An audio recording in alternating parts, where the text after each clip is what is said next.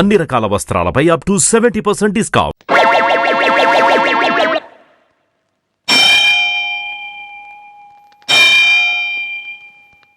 ఏంటి బావ గంట కొడుతున్నావు? నోటితో పిలిచావచ్చుగా.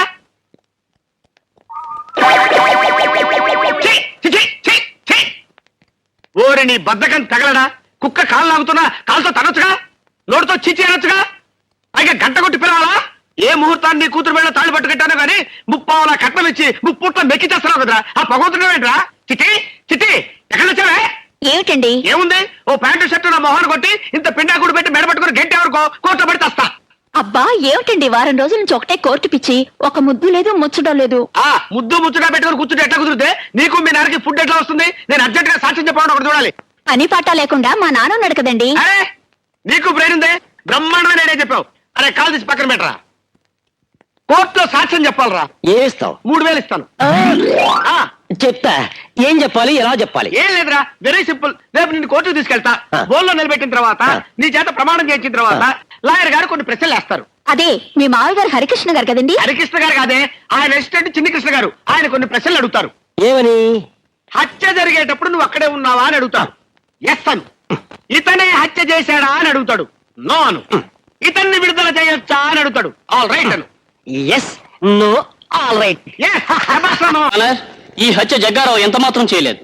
ఈ కేసులో డిఫెన్స్ వారికి ప్రాణం లాంటి ప్రత్యక్ష సాక్షి తూచి తూచి మాట్లాడే తూచి సత్యారావు గారిని ప్రాసిక్యూట్ చేయడానికి కోర్టు వారు అనుమతించవలసిందిగా కోరుతున్నాను.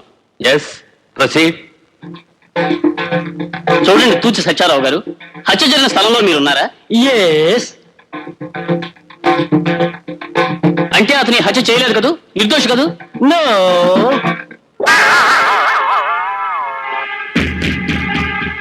అంటే ఇతనే హత్య చేశాడు. శిక్ష వేయమంటారా? All right. Order order. ముఖ్యంగా ఈ ఆఖరి సాక్ష్యాన్ని బట్టి ఐపీసీ సెక్షన్ 302 ప్రకారం జగ్గారావు హత్య చేశాడని కోర్టు నమ్ముతూ జగ్గారావుకు యావజ్జీవ కారాగార శిక్ష విధించడం అనేది. నిన్ను చంపేస్తాను.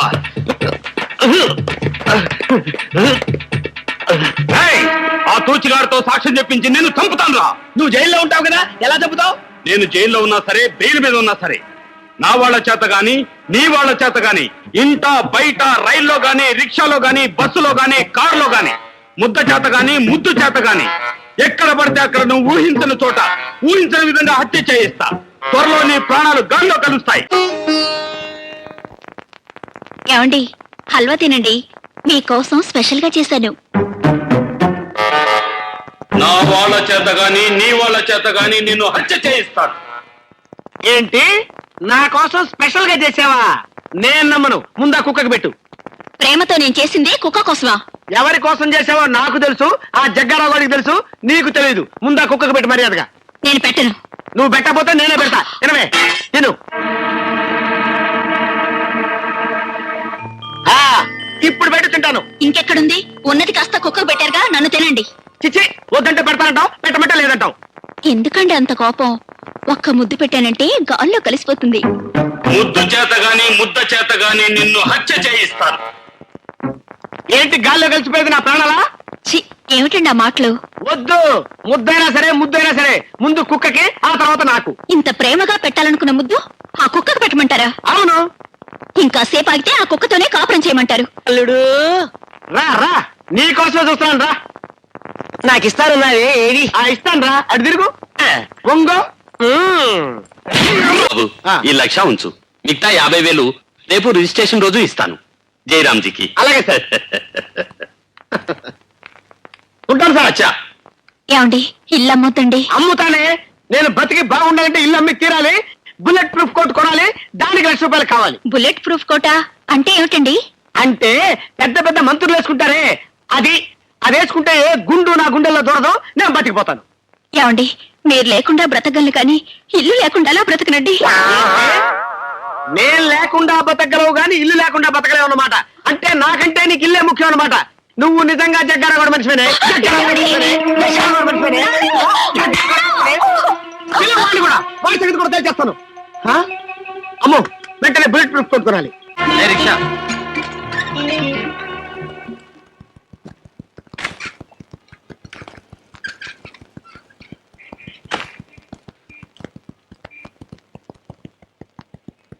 సార్ ఇది కొంచెం పట్టుకుంటారా? ఏ దున్నపోతులా ఉన్నావు మొయ్యలేవా? మా మావయ్య పెద్ద సోమేరు అనుకున్నాను, అంతకంటే సోమేరులా ఉన్నావు నువ్వు. అర్జెంట్ సార్, ఆ, అపవిత్రం అయిపోతుందని పట్టుకోమంటున్నాను. ఆహా, తొందరగా వచ్చే బాబు. ఆ, టెంకాయ బాంబు చేత గాని వంకాయ బాంబు చేత గాని నిన్ను హత్య చేయిస్తా. ఇదేవిడు సార్, వినాయకుడి గుళ్ళో కొట్టాల్సిన కొబ్బరికాయ నడు రోడ్డు మీద కొట్టారేమిటి? పొరపాటున చేయి జారిందండి. దేవుడు ఎక్కడైనా ఉన్నాడు కదా. అదేవిడు సార్, కావాలని నేలకేసి కొట్టి చేజారిందంటారేమిటి? పొరపాటు అయిపోయింది లేవయ్యా. ఇదిగో ఈ 10 రూపాయలు ఉంచుకొని వినాయకుడు కోటి, వాళ్ళ ఫాదర్ శివుడు కోటి కలిపి కొట్టు, వెళ్ళు. అలాగే బాబు. అలాగే బాబాయ్. సార్ రండి సార్, ఈరోజు బస్సులు బంద్, ఎక్కండి. సరే కోర్టు పోని.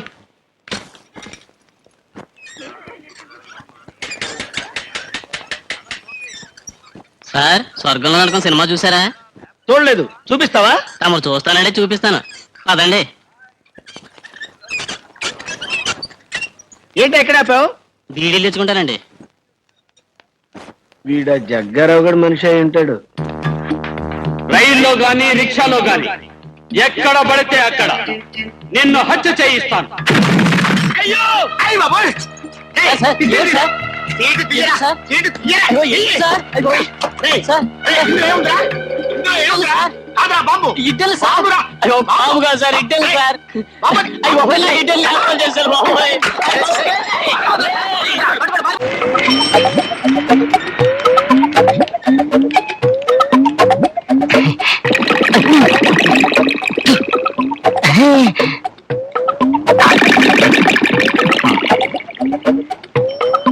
కొంచెం ముట్టించు. ముక్కలు తాగేవాడికి ముట్టించేవాడు ఒకడా? మీ అల్లుడు ఎక్కడ? అల్లుడా? ఎందుకు చంపడానికా? పాపోతని ఏం చేయొద్దు. కావాలంటే ముప్పెట్టం చోట 4 దెబ్బలు కొట్టేసి వదిలే. కొట్టడానికి కాదయ్యా, మీ అల్లుడు చేసిన సాయానికి డబ్బులు ఇవ్వడానికి. అవునయ్యా, ఆ రోజు మీరు మీ అల్లుడు తప్పుడు సాక్ష్యం చెప్పి నన్ను జైలుకు పంపకపోతే నేను ఈ పాటికి చచ్చుండేవాణ్ణి. అదేంటండి? ఆ రోజు నా విరోధులు నా ఇంటి మీద బాంబేశారు. నేను ఇంట్లో ఉంటే చచ్చిపోయిండేవాణ్ణి. జైల్లో ఉండబట్టి బతికిపోయాను. అసలు నేరస్తులు పోలీసులకు దొరికిపోయారు. నన్ను నిర్దోషులని వదిలిపెట్టారు. అందుకే మీ అల్లుడికి డబ్బు ఇవ్వడానికి చేతిలో డబ్బు పెట్టుకుని తిరుగుతున్నాను. ఛీ! అల్లుడు నువ్వెక్కడున్నావయ్యా? 5 రూపీస్ హెల్ప్ చేయండి సార్. 5 రూపీస్ ధర్మం చేయండి సార్. అడుక్కునేవాడికి బుల్లెట్ ప్రూఫ్ ఒకటి. 5 రూపీస్ ఉండేవాడు సార్. 5 రూపీస్ ఉండేవాడు సార్. 5 రూపీస్ ఉండేవాడు sir. I'm not a beggar by profession sir. I'm a beggar by accident sir. అడుగు మా అల్లుడు. అల్లుడు రేయ్, రారా కాల్చరా. ఆనాడు కట్టబొమ్మన టంగుటూరు ప్రకాశం పంతులు గారు, ఈనాడు గురునాథవరా. రేయ్, దమ్ముంటే కాల్చరా. మామూలు గురునాథం అనుకున్నారా? 1,50,000 రూపాయలకి ఇల్లమ్మి బుల్లెట్ ప్రూఫ్ కొట్టుకున్నాను రా. దీనికి కాల్స్తే తిరిగి నీకే తగులుతురా. దమ్ముంటే అక్కడుంటే కాల్చరా. కాల్చను, నేనే వస్తాను. దగ్గరకు వచ్చి మొహం మీద కొడతాడేమో. అయ్య బాబోయ్, నేనే వస్తాను.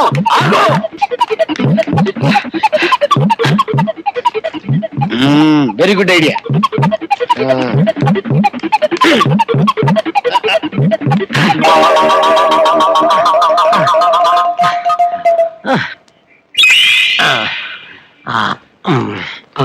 అవును, నేను జైలుకి వెళ్ళేటప్పుడు ఈ విగ్రహం ఇక్కడ లేదు కదా, ఇప్పుడు ఎక్కడి నుంచి వచ్చింది? విగ్రహాలదే ఉన్నాయా? ఇప్పుడు ప్రతి పనికి మాలోడికి ఏ విగ్రహం పెడుతున్నారు? నేను పనికి మాలోడన్నది విగ్రహాన్ని, నిన్ను కాదు. నన్ను కొట్టావు. అయ్యో, నేను కొట్టలేదయ్యా. అదేంటి, నేను కొట్టలేదని చెప్తుంటే నువ్వు కొడతావేంటి? అవును, ఇందాక ఆ పేపర్ ఆ చేతిలో ఉంది, ఈ చేతికి ఎలా వచ్చింది? చెయ్యి నొప్పి పుట్టి మార్చుకుని ఉంటుంది. అల్లుడు ఎక్కడా? ఆహా. అల్లుడు, అల్లుడు. అరే, విగ్రహం మారిపోతుంది. విగ్రహం కాదు, మా అల్లుడు. ఏయ్, ఆగు. ఇదో ఆగు. నేను ఆగను బాబు. ఆగు. నేను దొరకను. ఆగు. నేను ఆగను బాబు. ఆగు. నేను ఆగను. ఆగు. అయ్యో, నేను ఆగను. పట్టుకున్నాను. పారిపోవాలనుకున్నావా? చూడు బాబు, నిన్ను చంపడానికి రాలేదయ్యా, నీకు 1,00,000 రూపాయలు ఇవ్వాలని వచ్చాను. ఇదిగో 1,00,000 రూపాయలు. అమ్మో, ఇదిగో బాబు. అల్లుడు, ఇది బాంబు కాదు, నిజంగా 1,00,000 రూపాయలు. మన సాక్ష్యంతో ఇతన్ని జైలుకు పంపకపోతే చచ్చిపోయి ఉండేవాడు. నిజం తెలిసి వదిలేశారు. ఈ బుల్లెట్ ప్రూఫ్ కోర్టు ఉండాల్సింది నాలాంటి వాడి దగ్గర కాదు, నీ లాంటి వాడి దగ్గర. మా మావేడి? నీ సుఖమే నీ కోరుకున్నా, నిన్ను వీడి అందుకే వెళుతున్నా. నీ సుఖమే నీ కోరుకున్నా, అందుకే